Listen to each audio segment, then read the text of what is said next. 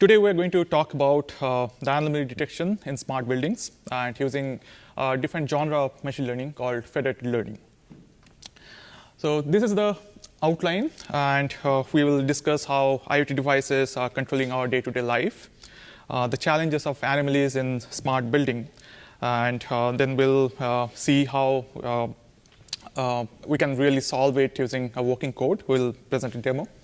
And then we'll talk more about what are the different types of federated learning which is there and the pros and cons for each of those.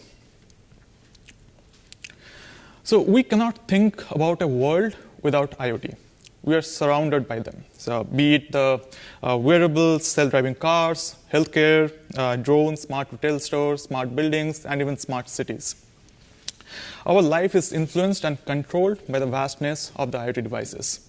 And if you look at the total number of IoT devices in the whole world, it is more than 10 billion. Can you imagine?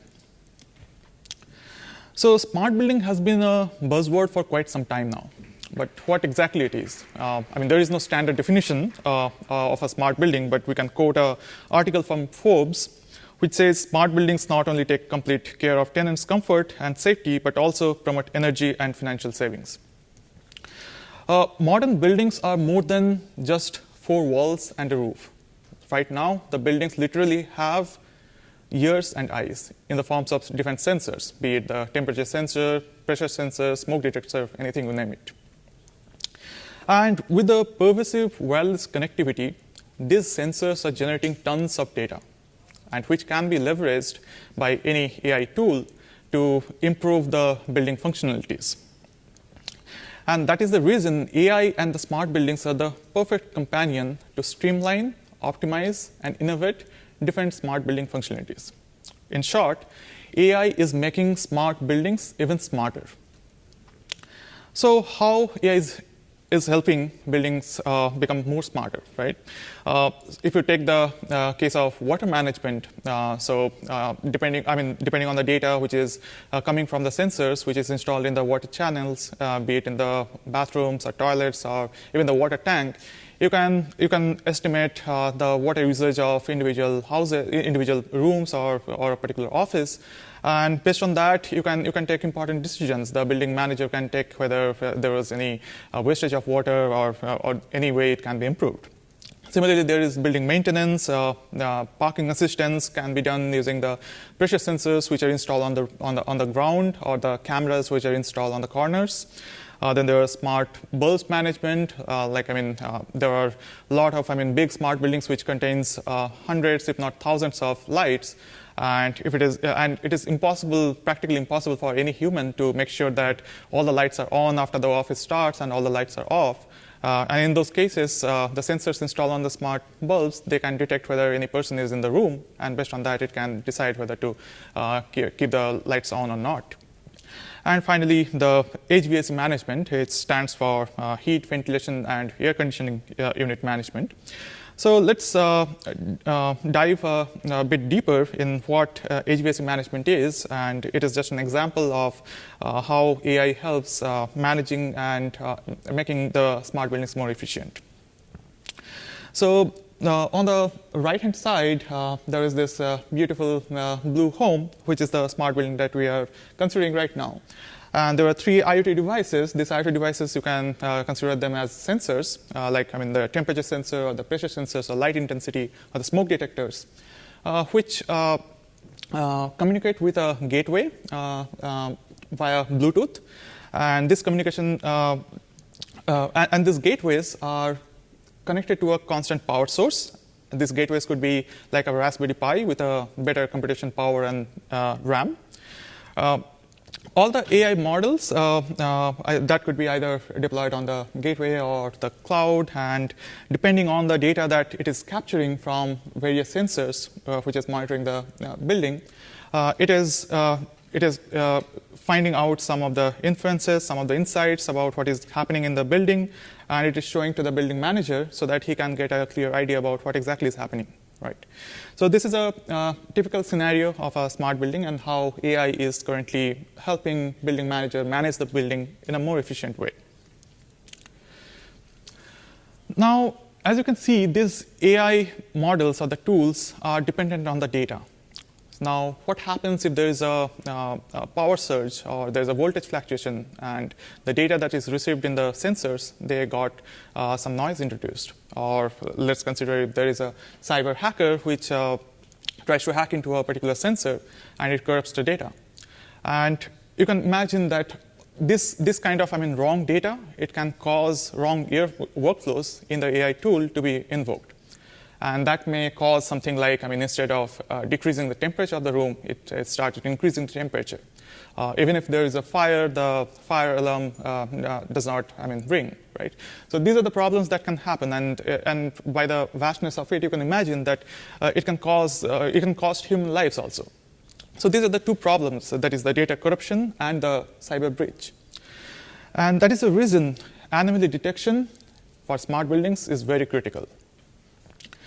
So how to solve this problem? The idea is to process a stream of time series events, and the goal is to find anomalies in them, right? So for example, these sensors capture two kinds of data. One is at the application level, that is the exact pressure values or the temperature values or the light intensity, all those data exactly it is in the application level, using which you can identify if there is any noise introduced on the application level data.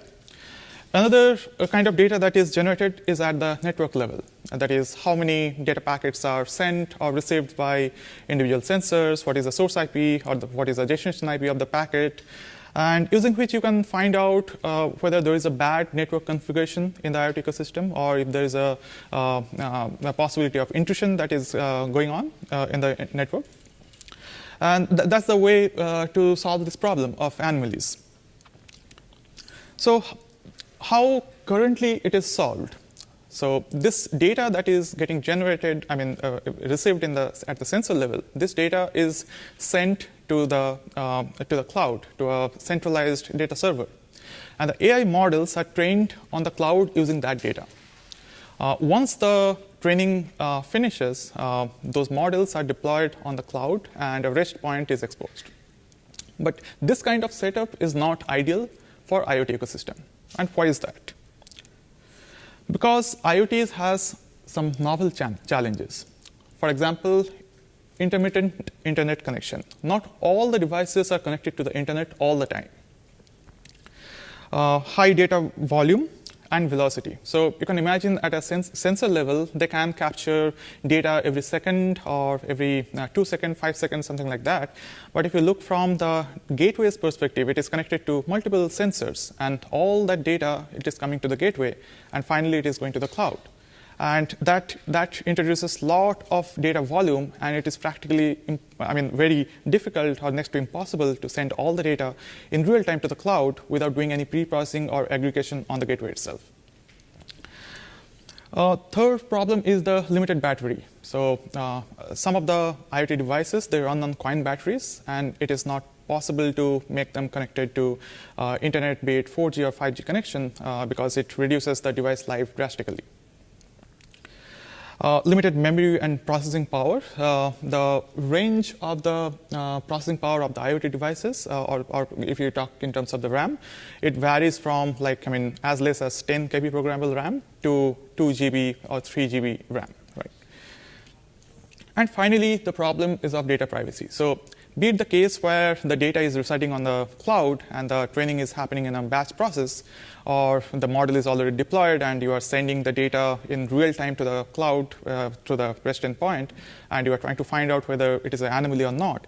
In both the cases, you are providing your data and you are showing the data to a third-party service provider, which is basically hosting the model as a service.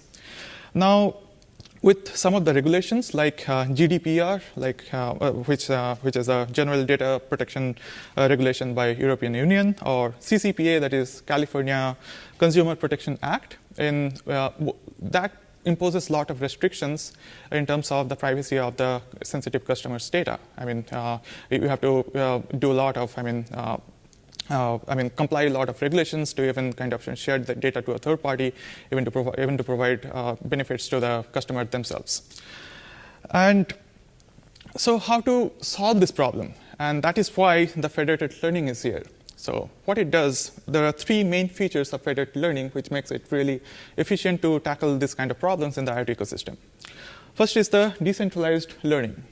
So as we're talking that it is not practically possible to send all the data from the sensors to the cloud in real time, decentralized learning makes it possible that the data can reside on the devices, which is not at very high scale if you look at individual sensors. And you can train the models on that data through edge computing, and that model you can later move it to the cloud to combine them in a more optimized model. The second thing is the secure computing. There are some of the encryption techniques using which you can train on encrypted data and predict on encrypted data. So not obviously all the encryption are possible. You need to encrypt the data in a specific way. And finally, the privacy preserving, because it does not require the data to be moved to the cloud. And that is the main power of federated learning, that it is privacy preserving. So what are the steps to do the federated learning? So these are the 4 standard steps, and we'll explain each one of them. Federation construction, decentralized training, model accumulation, and model aggregation. So how the federation construction happen? So you can imagine that there are a lot of devices which are installed in the IoT ecosystem, and there is any kind of model. We are considering it as a pre-trained model which is available in the cloud, and a subset selection happens randomly from the IoT devices, and then that particular model is downloaded in individual devices, right? And it happens synchronously from the server. So that is the first step.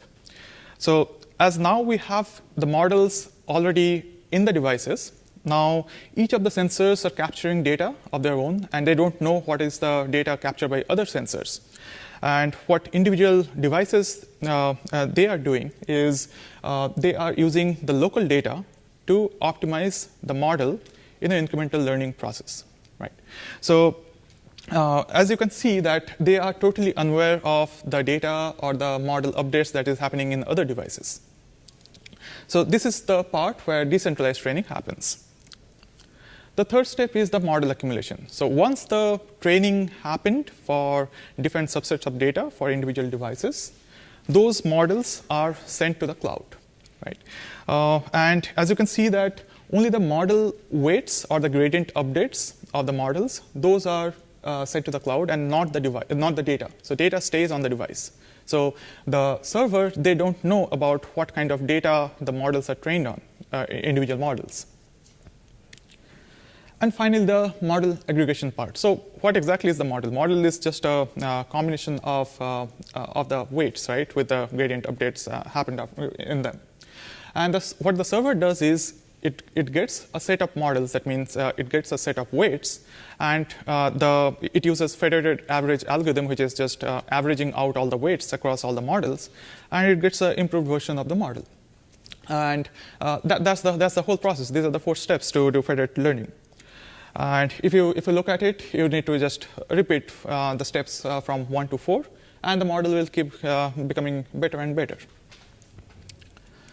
Now coming to the use case that we started, we will see that how the anomaly detection is causing the problem and how federated learning is going to solve that particular problem here, right? Now, in the same setup, now let's consider there is a voltage fluctuation happened in the smart house, and the temperature received by let's say IoT 3 that has got some error or noise with it, right? Or let's say there is a potential hacker which infects one of the IoT devices with a malware. Now, these models, as we saw in the previous steps, these models are staying in the gateway. These anomaly detection models are staying on the gateway. So as soon as the data it receives, the model checks that this data, it comes in contact with the data, it instantly identifies that, well, this particular data has some problem, and probably this particular device or the sensor is having some issues.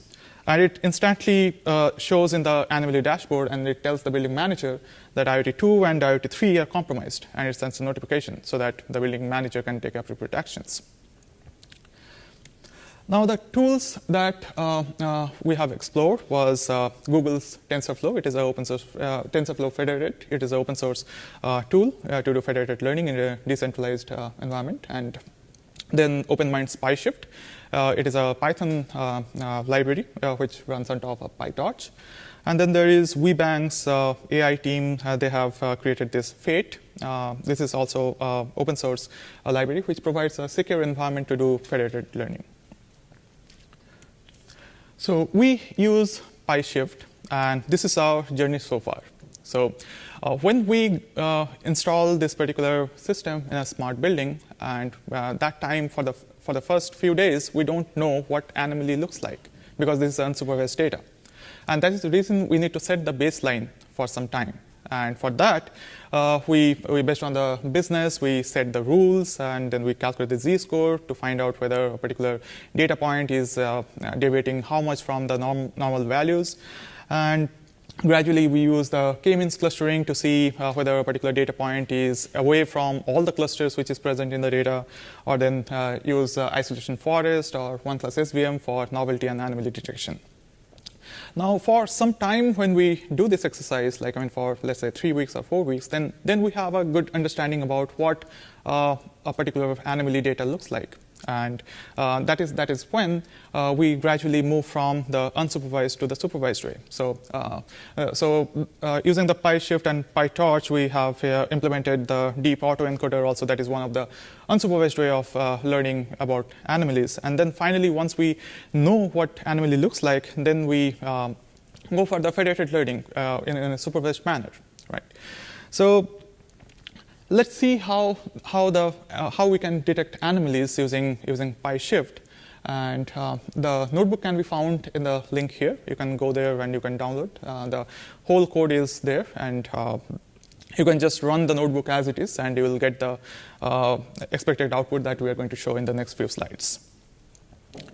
So for this particular demo purpose, we are going to consider this particular setup in the IoT ecosystem. That is, there are 2 gateways. Each of the gateways are connected to 3 sensors from which it is getting the data.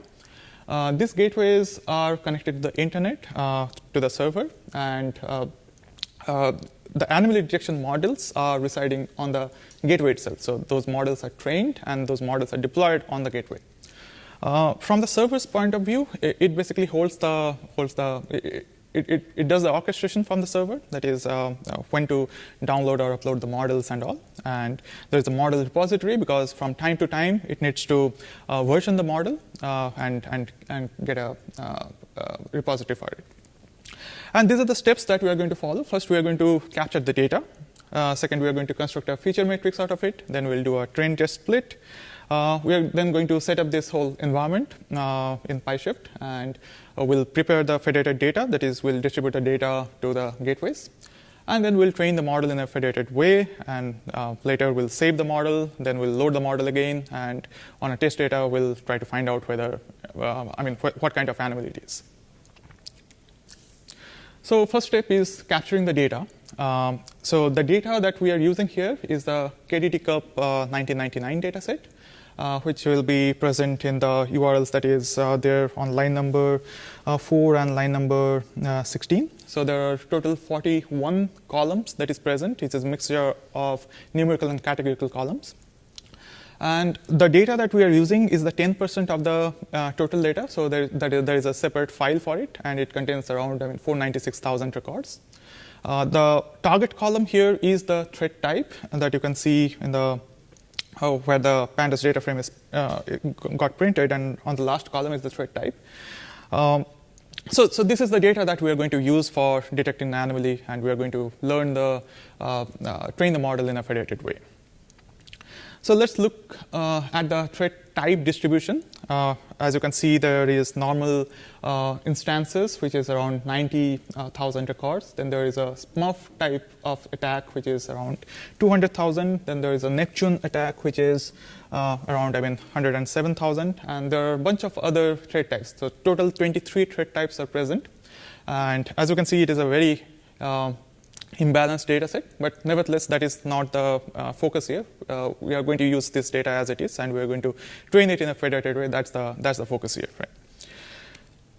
So the first step is to construct the feature matrix. So for the ease of demonstration, I just rejected all the categorical columns from it, and I've just taken the 34 numerical columns. Then I saw one of the numerical column has constant values, so that's why I removed that as well. And I created a NumPy array out of it. So you can see the size of the NumPy array is 494,000, and that is the total number of records, and 33 features, that is 34 numerical columns that we took, and one we eliminated because it had constant value. Similarly, we are processing the target column also, because as we know that machine learning models cannot handle the string values, so we are using the scikit-learn's label encoder to convert the string representation to a numerical representation. Now we are doing the train test split. We are doing 60:40 split here. So 60% of the data goes to training data, and 40% of the data goes to the test data or validation data set. Now, as we have imbalanced data and a typical distribution on the data itself, that's why we are using stratified sampling. That's why that makes sure that the distribution of the classes is same in both the training data and the test data. So now comes the crucial part. So let's set up the environment using PyShift. So first we import PyTorch, then we are importing PyShift. Then we are hooking the PyTorch in the PyShift so that we can use the functionalities of the PyTorch library, and we can use the models in the federated environment. Then we are selecting the device as CPU. So we are choosing CPU computation because we are assuming that gateways will have only CPUs. And then finally, we are defining the gateways. So we are using the virtual worker method from PyShift, and we're creating 2 gateways out of it. So what will happen from now on is this data that we have created, the feature matrix and the target data, this data we are going to distribute across these 2 gateways, and the models are going to get trained on these gateways itself and also deployed on the gateway. So now let's set the training parameters. So we select the batch size as 1,000. Then we selected the 5 epochs we are going to train this for. And the lock interval we selected 120. That is, after every 120 batches, we'll print what is the accuracy or the loss of the training process. And the learning rate we selected was 0.01.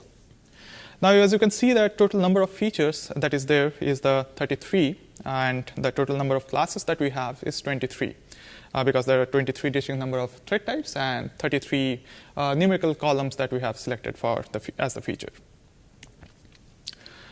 Now we are going to prepare the federated data and distribute across the gateways. So this particular library, it is built on top of, it uses PyTorch, and that's why we're creating tensors, PyTorch tensors out of the NumPy arrays, and we're creating the train outputs, test inputs, and train levels and test level from line number 1 to 5. Then what we need to do is we need to send this data to the gateways, right? And that is exactly what is happening on line number 10 to line number 13.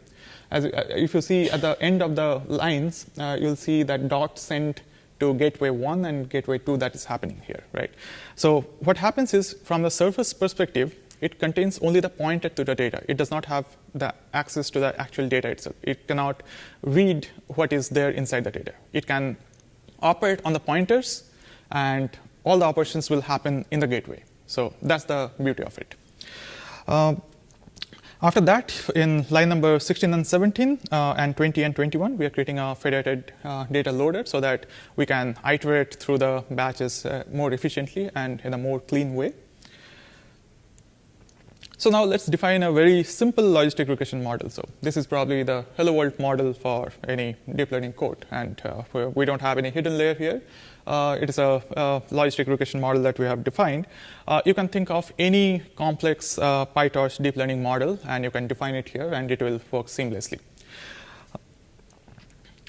So now we are defining the training process, right? So all the things that we told about the 4 steps of federated learning, that exactly is written in a code here. So let's go one by one. So we are setting the model's mode as train in line number 4. Then at line number 6, we are iterating through all the batches. And then at line number 8, what we are doing is this model, that is a pre-trained model or initial model, it is present in the servers. So first we need to send that model to the gateway. And that is happening at line number 8. So we are sending the model to the location of the data, because already the data is residing in the gateways. Secondly, at line number 10, what we are doing is we are moving the data and the target to the device. So in this case, it is CPU. On line number 12, we are setting the gradient of the optimizer as 0. So we are using stochastic gradient descent here. And if you already coded with PyTorch, you know that this optimizer keeps track of all the previous gradients. So that's why you need to clear the gradient. And that's what happens there. And then you are using the data and the model to predict the output. So output is the prediction. And once you have the output and you already know the target, then you can calculate the cross-entropy loss out of it, because we are doing classification. Now, once we have the loss, now we need to calculate the gradients. And that's what happens in line number 18, that is loss.backward. Once we calculate the gradient, we need to update the model weights, right? And that is happening in line number 20, that is optimizer.step. So at this point, we send the model from the server to the gateway and use the data which is present in the gateway, and we incrementally train the model on the gateway itself. Now we need to pull it back from the gateway to the server, and that's what exactly happens at line number 22. That is, we are doing model.get. So we are getting back the model from the gateway and to the server. Let's define the validation process also. It is exactly same as the training process, but here we don't calculate the gradient and we don't update the model. That is the only difference. We just calculate the loss and we calculate the accuracy because we need to understand, we need to find out whether the model that is trained on the data, how does it perform on unseen data. So that is the purpose of this particular method. So now let's train the model in a federated way. So you can see that we are running it for 5 epochs. And if you look at the test accuracy, that is the third line for each of the paragraphs that you could see, it started from 74%, then it went to 92, 96, 97, 97. And if you look at the accuracy, that is the total number of correctly predicted examples, that is keeping on increasing. So for the purpose of demonstration, I just stopped here. But in ideal case, you need to keep on doing it till the validation accuracy or the test accuracy starts degrading. So once you have trained the model, and then you need to probably store it or version it, and then you need to reload at some point of time the model into a new model object, and you need to use that to predict some of the network traffic data. Right? So that is the purpose of this particular slide, and you can see that the 100th record from the test data set is selected, and you can see that the actual tag was the Smurf type, and the predicted thread type is also Smurf. That means it works. Now going back to where we started, that is the demo use case, and now you can see that where exactly this particular action happened in the particular picture. Right? So from 1 to 6 is happening on the gateway, and 4 to 7 is happening on the server, because there was a lot of interactions happening. So there are some numbers which is present in the gateway as well as on the server. Now these are some of our design choices. So we created our custom models in PyTorch, and it worked seamlessly with this particular framework. Then there's a work in progress that we are trying to develop custom loss functions, because depending on the business type, it requires different kind of stuffs to optimize. Then if you see that all this model deployment or training is happening on the edge, right? So the edge computation is the crucial factor here. And for that, there are 2 challenges. One is the inference time of the model, and another is the model size itself. So as you know that we already discussed that the devices, they don't have really great processing power or memory. That's why we need to keep in check the model size, and we need to make sure the model's inference time is pretty high. And that's the reason what we do is we translate the graph to a C++ representation, which makes it pretty fast. And on the other hand, for checking the model size, we use two techniques. One is the quantization, that is representing the model weights in the lower bit width representation compared to floating points. It reduces the model size significantly. And the pruning part, that is, we eliminate the weights, not significant weights from the model graph. And that is typically done by clipping those weights which has very less absolute value. That means they don't have really great influence over the prediction. And finally, the deployment can be done using PyTorch Mobile or TensorFlow Lite. Now, here one crucial thing is how frequently we train the model, right?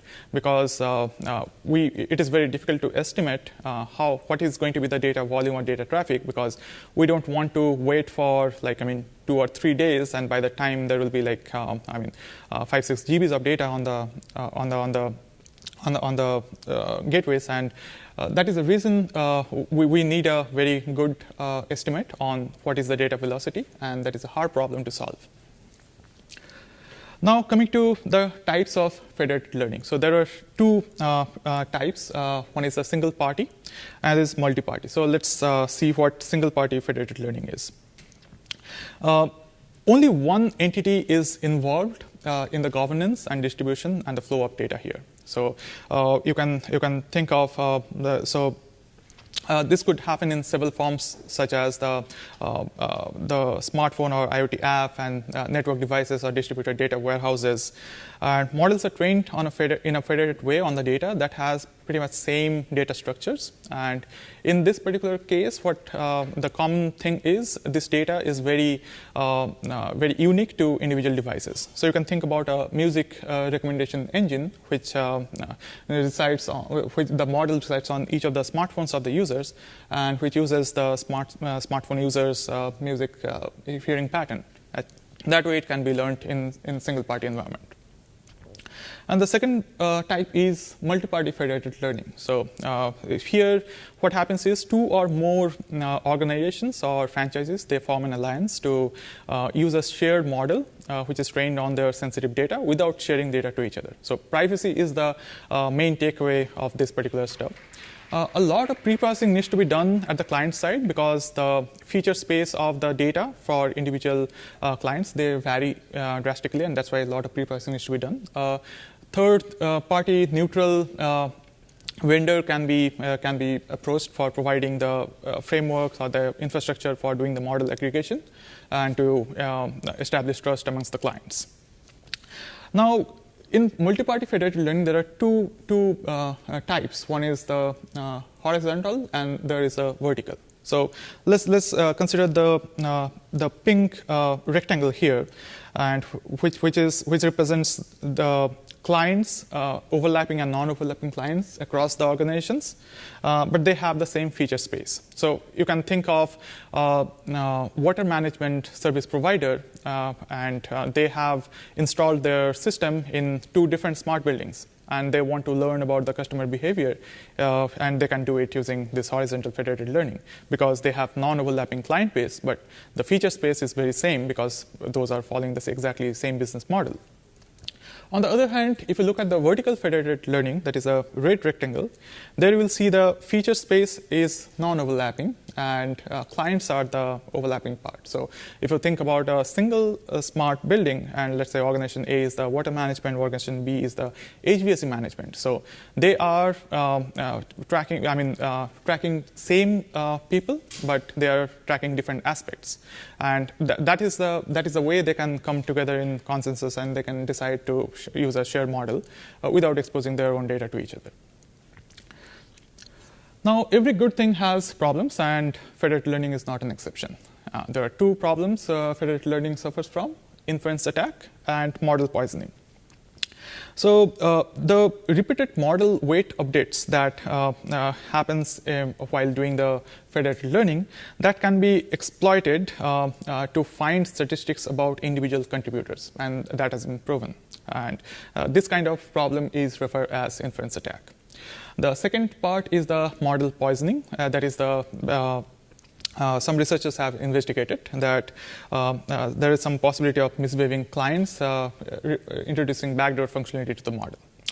So let's try to understand what individual types of problems are. So in case of inference attack, so this model, so the degree to which the user-specific information, how frequently they generate data or capture data, that the way it is encoded in the model weights is very poorly understood. And it is proven that this model deltas encode several variation in which users capture and generate data, right? Now, this variation provide a very powerful statistics and allowing an adversary to find sensitive information about individual data points or the data generators, and they can de-anonymize the participants using a limited set of auxiliary data. Now, this kind of attack can happen at two places. The attacker could be the central aggregator, which observes individual updates from the participants over time and control the view on the global parameter for individual participants. Or it can happen at a participant level where the participant observes the changes in the global parameter, and based on that, it can control its own parameter uploads. So what is the solution to it? The solution is differential privacy. So first step is through every batches it trains in individual gateways or the devices. The gradients are first averaged, and then they are clipped to a maximum value, and then a Gaussian random noise is introduced to it. Right. So what happens is clipping this weight makes sure that the whole training data does not have too much of influence on the model weight, and that's why it is not very easy to decipher.